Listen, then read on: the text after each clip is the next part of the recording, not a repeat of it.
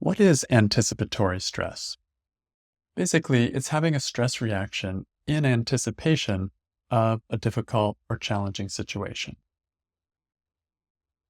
It can happen with any kind of situation. Maybe there's a meeting coming up or an important conversation you want to have with somebody, or you have to say something that somebody's not going to like, or you need to deliver some finished product, a deadline, for example, or a presentation, or an exam, or even moving your house.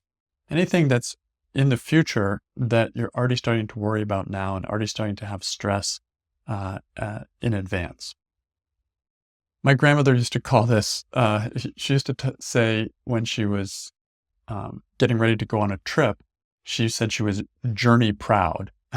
Never heard that term from anybody else, but that was what she always said. And it meant that her mind was thinking about it and she didn't sleep as well that night. And she was just already, she was having anticipatory stress. Uh, so take a minute now and think of what's going on for you right now. Is there anything that you're anticipating or starting to worry about, or something that is occupying your mind and getting your emotions charged up a little bit?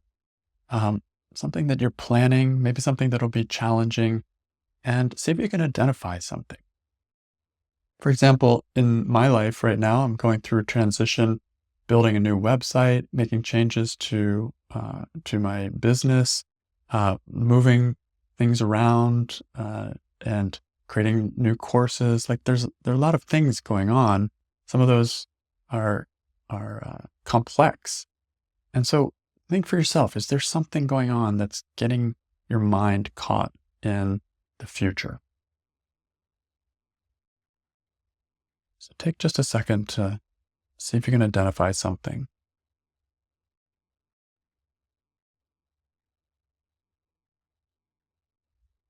So the thing that will clue you in is your emotion. When you feel that stressful feeling inside, it's an emotional feeling. It may not feel like sadness or anger or that kind of thing, but there's a stress feeling. And the feeling lets you know that of that stress experience. And it can tell you when you're getting closer to what's actually bothering you. So the next point we're going to look at is what are the thoughts that are connected to that experience of stress? The thought is a physical, emotional, internal, visceral experience, and that's the stress is the visceral experience, and the thought is connected to that. So, what is the thought that's causing this stress for you? For me, it's something like I need it to go well, I need it to go smoothly, or I won't be able to do it well. It's too hard. Or I don't want anyone to criticize me, so I need to do a really good job. Um, there's even a kind of identity thought for me, like I'm someone who does things well, and I don't want to fail. I could end up looking bad. So, what are the thoughts coming up for you?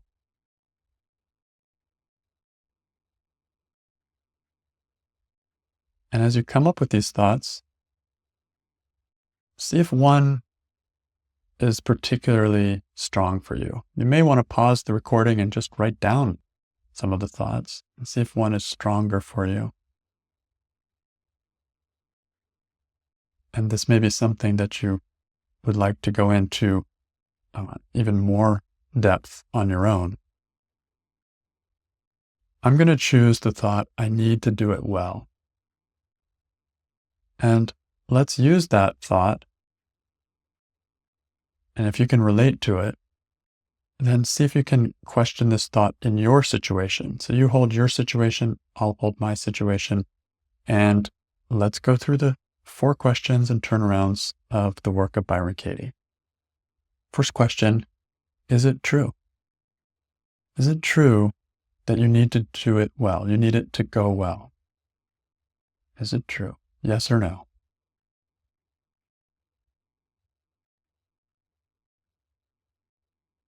And I want you to be honest. I want you to honor your feelings as you're answering these questions. You need it to go well. Is that true? When I look at my situation, it feels like yes, I do. So I'm just going to honestly report that.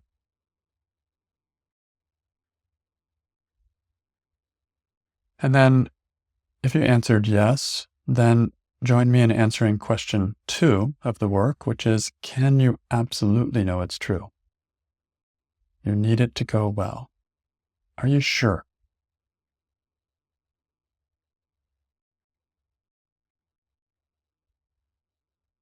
I may be very attached to something. It may be hard to imagine that it not going well would be okay. But am I absolutely sure I need it to go well? And again, doesn't matter the logic. What's important is your experience. So answer from there. What do you feel? Is it true? Can you absolutely know it's true? You need it to go well?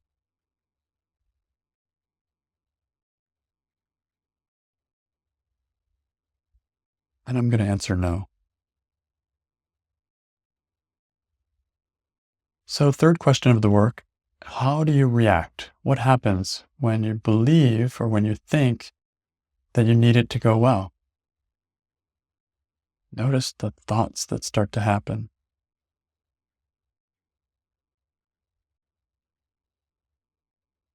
I start thinking about all the things I have to do. It's like actually overwhelming.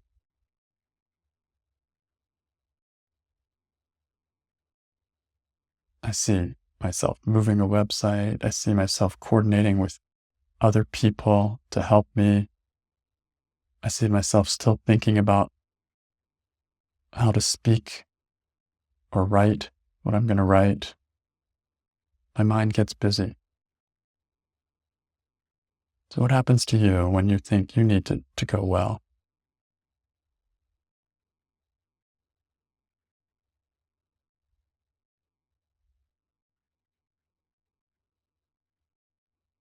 And what emotions do you feel? I notice anxiety. I notice tension. And I notice overwhelm. I just want it to be over.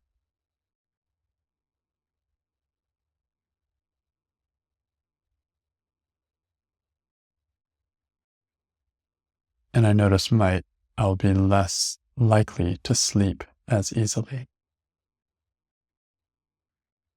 So how else does this thought affect you? I need it to go well.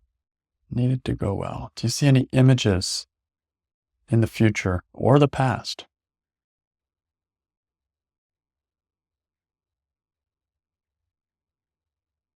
I see images of it going well and then me not being able to reach that image. It's like a fantasy. Oh, if it only could go well. And then, oh my gosh, I don't know how I'll get there. Or I see images of some big mistakes happening and people criticizing,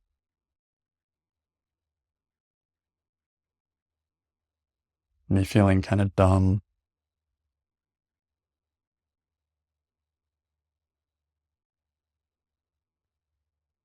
And this can also include images from the past, anything where you needed it to go well. You need it to go well. Does it bring up images when something didn't go well in the past? I see images of overworking in the past, trying to meet a deadline, to make changes in the past in my business that ended up stressing me out. I remember how tired I was. I don't want that.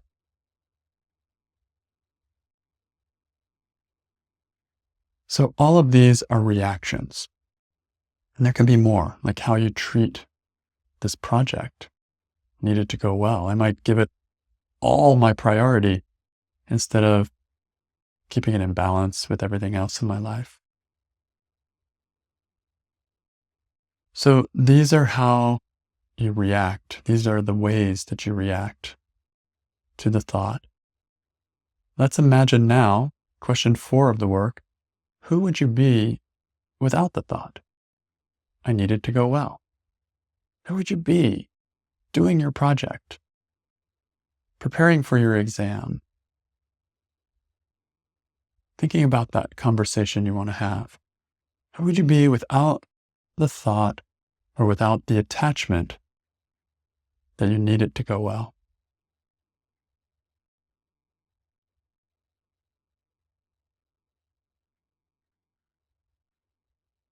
I noticed right away a deeper breath just popped in. I feel something relaxing.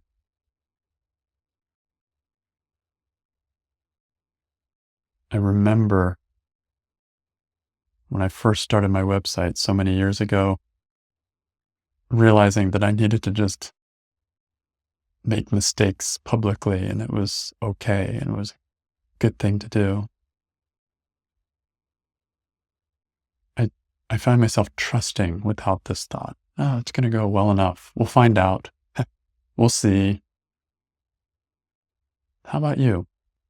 Who would you be without the thought you need it to go well when you're studying for an exam?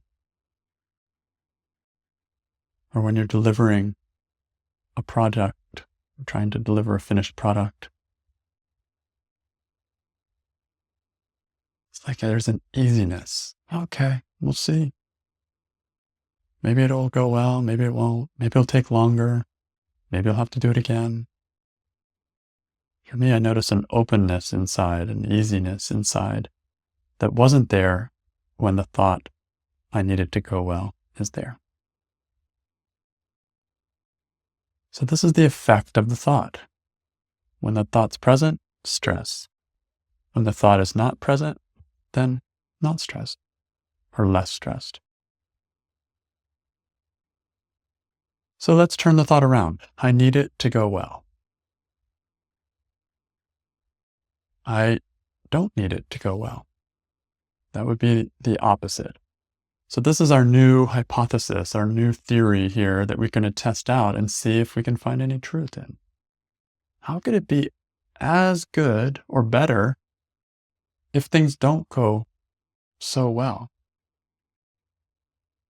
How could it be good? Are there any advantages?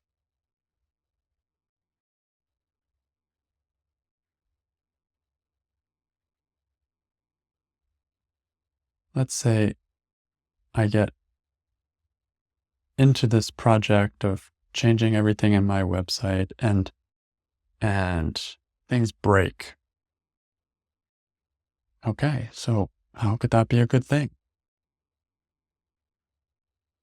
And what I'm noticing is I'm going to start finding out what's at the core of that. I'm going to be more, I'm going to have more understanding of my business and how things are working. Maybe I'll not do it on time. I won't produce on time. How could that be a good thing? There's no actual time pressure when I'm aware of it. In your case, whatever it is, maybe an exam, how could it be okay that it doesn't go well? How could it be okay that a conversation doesn't go well? You have to find your own answers.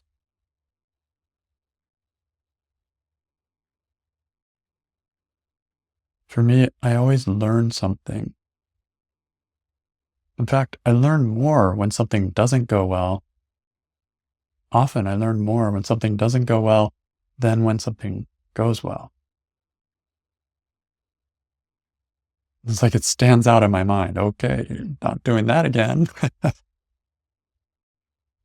And if I can laugh about it, then it's not really a problem. Okay, yeah, I I rushed into this, or I didn't think about that. But now I have a little more experience, and that will serve me for future experiences.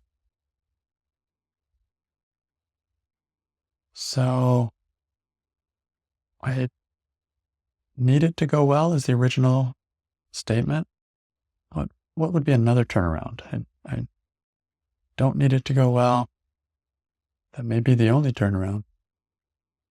I need it to go poorly.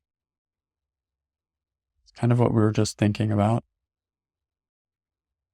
Like the advantage for me of things going poorly is it forces me to look at my attachment to the outcome. And if I'm attached, it's stressful. Even when things are going well, I'm still attached. I don't want it to go badly. So if something actually does go badly, it's almost like the worst thing has happened, and I can almost relax in a way. Or worst case scenario, I can bring that attachment to this kind of process and start to question it and find a little more space. So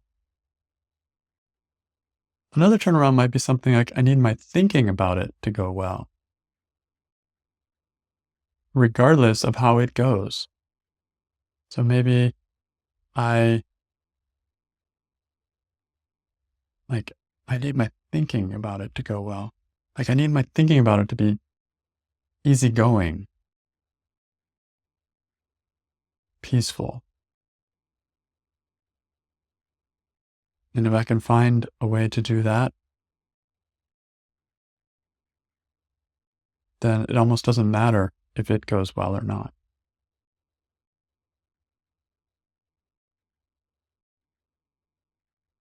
An optimist always sees the best in every situation. So I need my thinking to be optimistic, hoping for the best and perfectly okay if it doesn't go according to plan. That's freedom. That's where I can go into a complex, possibly overwhelming situation, knowing I'll do as best I can, and it's okay, however it happens. There's freedom in that. Great if it goes well, great if it doesn't go well.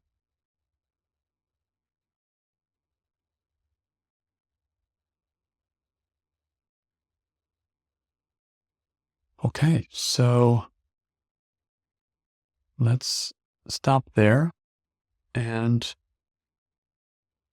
thank you for taking the time to go through this experiential process with me. This is just a taste of it. And you can do this in writing here on your own, and you can take as much time as you like to question thoughts like this. I need it to go well. I need it to go smoothly. I don't want anyone to criticize me. That'll be a great one to question. Or I don't want to look bad.